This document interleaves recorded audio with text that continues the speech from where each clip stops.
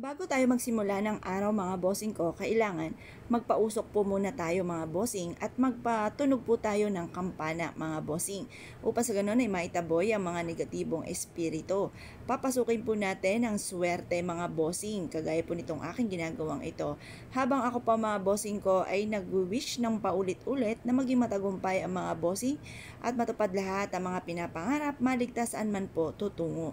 Yan, sa araw-araw mga bossing ko ay ganyan po ang ginagawa ko. At talaga namang marami na rin po nagpatotoo na sila po ay sinuwerte mga bossing mula nang sila po ay nag-avail sa amin. Kaya sa mga bossing na hindi pa nag-a-avail po dyan, mga bossing ko ay mag-avail na po kayo mga bossing. Yan po mga bossing, basta sasabayan mo ng sipag at tiyaga, pananalig sa Panginoon ay walang imposible, makakamit lahat ang mga pinapangarap. O siya, halika na nga mga bossing, welcome po kayo mga bossing ko sa pugad ng puro mga pampaswerte mga bossing. Dito lang po ito mga bossing ko sa loob ng aming tahanan. Marami po tayo niyan at dyan din po sila nagla-live mga bossing. At syempre meron din po tayo sa highway na napakarami nating mga pampaswerte mga bossing. Yan po mga bossing, habang ang tayo po ay nagpapausok, nagwo-welcome ng swerte, ay paulit-ulit tayo na nagwi-wish na maging matagumpay ang mga bossing. Yumamat maging matagumpay at makamit lahat ang mga pinapangarap. Ultimo sa hagdanan namin mga bossing ko ay napakarami mga pampaswerte. Ayan po yung mga natural stone po natin mga bossing. At yung din syempre ang ating grapes mga bossing na nagdudulot ng kasaganahan at tagumpay sa buhay. At syempre mga bossing ko, avail na po kayo nito pong aming Christmas na mga angel mga bossing ko, at pinalevel up po natin yan dahil may mga nakadikit na rin po dyan ng mga pampaswerte mga bossing. Ayan, medyo malikot lang talaga mister ko sa paghawak ng camera mga bossing. Iniikutan ko po yan lahat mga bossing ko, ultimo sa mga stock room po namin mga bossing. At syempre dito po tayo mga bossing ko sa mga angels. Kaya pagmasdan nyo po mga bossing, avail nyo na po yan. Super sale na po yan mga bossing ko, inuubos na lang po lahat mga bossing. Kaya lubos-lubusin nyo na mga pagkakataon, mag-avail na po kayo mga bossing. Yan po mga bossing. Ngayong araw na ito ay aayusin ko ang lahat ng aking mga halaman mga bossing. Meron po ako dito mga bossing ko ng puno ng laurel. Bale, 5 po siya mga bossing ko. At ito po ay pinalago ko po muna bago ko siya ilipat sa malaking pasuna mga bossing. Ito yung 5 ko na puno ng laurel. Ayan, itinatanim ko na po siya at habang ako'y nagtatanim, paulit-ulit ako nagwi-wish na lumago po siya at lalo po siyang dumami at lalong higit na maging maswerte. Yan po mga bossing. May mga bossing din na pumupunta sa amin at bumibili rin ng mga halaman. Ngayon po marami tayong mga puno ng laurel. Marami din po tayo mga bossing ko na isa sa mga pinaka maswerteng halaman mga bossing ko. Lalo na sa taon ng 2024 mga bossing ko ay ang puno ng pandan mga bossing. Lagi natin nalilimutan. Pandan mga bossing. Lagi ko nasasabi mga bossing ko ay tanglad. Yan, may tanglad din tayo, meron din tayong pandan, meron din po tayo mga katakataka, meron din po tayo na oregano mga bossing. Yan, punta lang po kayo sa amin mga bossing ko na issue po na mag-avail na mula sa amin mga bossing. Kasi may mga nagre-request na mga bossing ko, may napawalan nga po ako mga bossing kasi nakalbo na yung oregano namin sa kakuha ng aking kapatid mga bossing. Ngayon, sakto-sakto may nagtatanong gusto daw po sa amin bumili ng oregano. Sakto, wala po na kasi nga kinalbo na ng aking kapatid mga bossing. May mga dumadayo din po dito at bumibili rin mga bossing ko ng puno ng as-es. Meron ako malaki dito na as-es, lumaki na po siya. Pinakita kong video dati mga bossing, malaki na po siya mga bossing. Ito pa mga bossing ko ay katakot-takot na panalangin habang tayo mga bossing ko ay nagtatanim po ng halaman. Yan, meron din po tayong mga variegated na money tree, meron din tayong mga variegated kasi uso mga bossing ko, lalo na sa taon ng 2024, ang mga variegated mga bossing, mga dilaw, mga nagdidilawan na money tree, ganon din po yung gabi, ganon din po mga bossing ko yung ating sahudyaman. Ayan, meron na tayong variegated po niyan. Kaya sa mga mahilig, sa mga halaman dyan, mga plantito at plantita, ayan, meron na akong ganyan mga bossing ko. Ngayon po, pero limited lang mga bossing kasi hindi naman ganun kalaki ng space po natin. Kaya, kumbaga, ilan lang din po, pa isa-isa lang, dalawa, Yan, baka kasi may dumagsa po dito mga bossing kagaya dati. Ayun, ubos ka agad. Mga pa isa-isa, dalawa lang po ang ati pong mga tinda po dito mga bossing. Kasi may mga bossing din ako na nagre-request na gusto sa amin daw po mismo manggagaling ang mga masuswerteng halaman. Eto pa mga bossing, tingnan nyo po ang laguna ng aking puno ng laurel. Meron din akong kasing taasan ng kisame mga bossing ko ng puno ng laurel. Pero isang halaman lang siya. Dito mga bossing, pinagtagpi-tagpi ko, pinagsama-sama na mga bossing ko. At malaguna po siya. Kung mapapasin nyo, malaguna siya. Pati yung katabi nyo mga bossing, malaguna po siya. Buhay na po siya mga bossing. Ngayon pa mga bossing, sa mga nag-aabil sa akin ng halaman, tutusukan ko yan mga bossing ko ng mga barya na binilad sa moon water. Kaya kung sa mga bossing na mag-aabil sa amin, ipaalala nyo mga bossing ko, yung eto na po mga bossing ko, ang ating variegated na gabi mga bossing.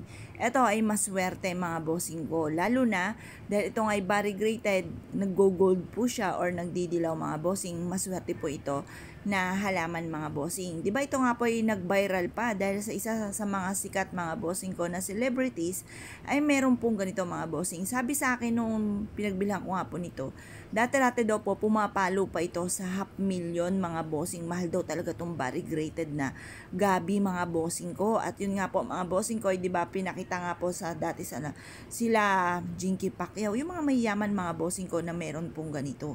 Yan. Ngayon po, syempre, mura lang po yan mga bossing ko sa ngayon. At dahil nga po sa bossing ko din yung nanonood sa akin, mga bossing ko ay mura niya na ito ay binenta sa akin. Kaya sobrang tuwa ko naman mga bossing. Talagang alagaan ko po ito mga bossing. Yan, mahilig talaga ako sa halaman. Kaya dito ay bilin na biling ko. Walang magdidilig ng halaman hanggat hindi ako ang nagdidilig. Yan naman po ay talagang nakatatak na sa isipan ko na alam ko kung anong araw na hindi ako nagdilig mga bossing.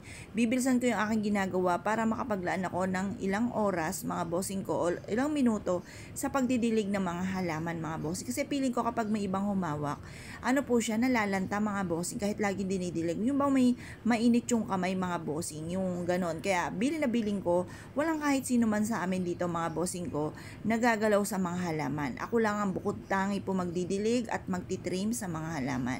Yan, lalo na mister ko mga bossing. Kung di nyo natatanong mga bossing, kapag po yan mga bossing ko ay kahit nag-trim lamang po ng halaman, asahan nyo na malalanta ang halaman. May mga ganun po kasi mga bossing para mainit yung kamay po nila. Ayan pa mga bossing, sobrang nag-enjoy ako sa paghahalaman mga bossing. Tingnan nyo po mga bossing ko yung bracelet ko, wala nang hubaran po yan. Kahit yan po mga bossing ko ay nakakaputik, kinugasan ko na lang siyang mabuti mga bossing. Yan, medyo tabingi mga bossing ko yung pagkakabaon ko dito sa mga kasi medyo hindi rin talaga pantay yung napakarami niyang ugat sa gawing kaliwa mga bossing ko. Kaya medyo hindi siya talaga pantay. Pero ano't ano man mga bossing, nakatuwa kasi nakapulot ako mga bossing ko ng isang variegated na gabi mga bossing na itinanim ko rin po doon. Parang mismong buto ng gabi mga bossing yan. Eto pa mga bossing ko, nakakita naman ako ng variegated mga bossing ko ng sahod yaman. Napakaswerteng halaman din po nito mga bossing. Ayan po, usong-uso na rin po ito mga bossing ko dahil nga po sa pagsalubong ng 2024 mga bossing Year of the Dragon ay swerte ang kulay pula at ganoon din po ang gold or kaya ay kulay dilaw mga bossing. Kaya syempre hindi tayong papawala nito mga bossing. Isa ako sa napakahilig sa mga halaman mga bossing. Subok na po ito na napakaswerte mga bossing ko, lalo-lalo na kung lagi mong inaalagaan. Yun nga po, kagaya po nabanggit ko nga po sa inyo po mga bossing ko na ako lang po ang maaaring magdilig at mag-trim mga bossing ko. Yun ang rules ko dito mga bossing.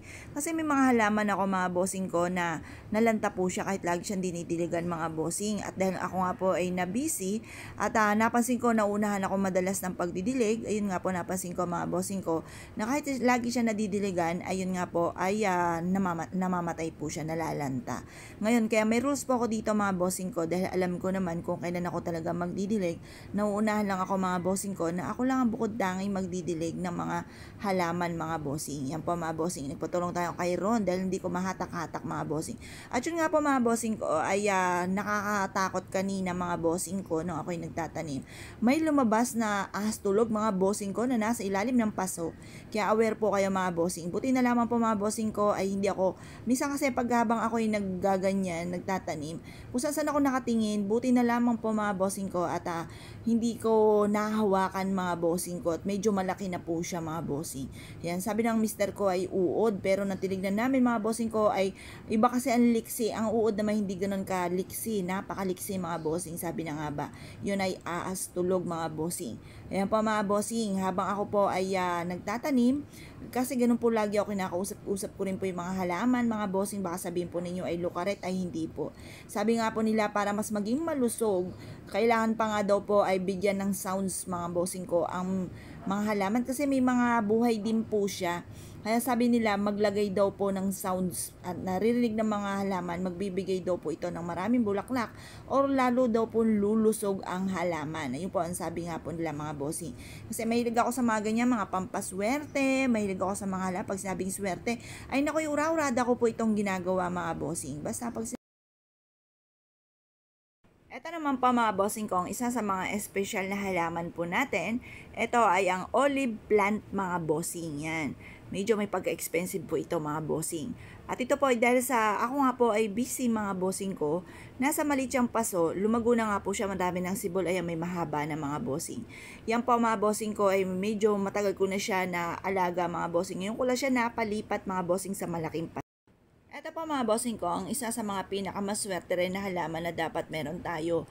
Namili na ako ng ganito mga bossing ko dahil yun nga po sabi ng nanay, kailangan meron kang puno mga bossing ko ng pandan sa loob ng inyong bakuran o sa loob ng inyong tahanan.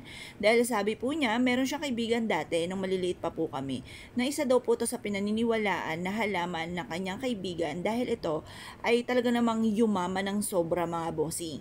Ito po yung nakabenta daw po mga bossing ko ng ektarya na lupa mga bossing, at ganoon din po nakakapagpatayo ito ng malaking bahay at nagkaroon ng maraming negosyo.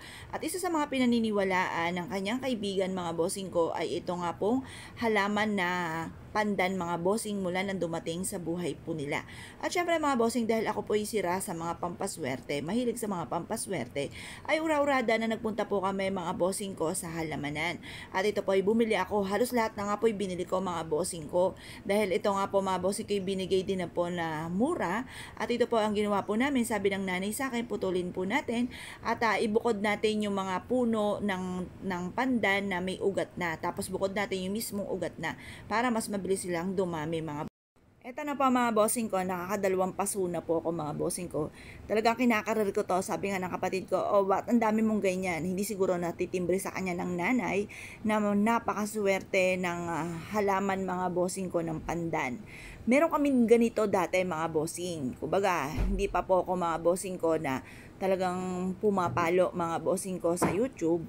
Ngayon po, meron kaming ganyan. Kumbaga, dahil nga po nagpagawa ako dito sa may swimming pool mga bossing, ay kumbaga nawala na po siya. At hindi ko malaman kung sino nakadampot mga bossing.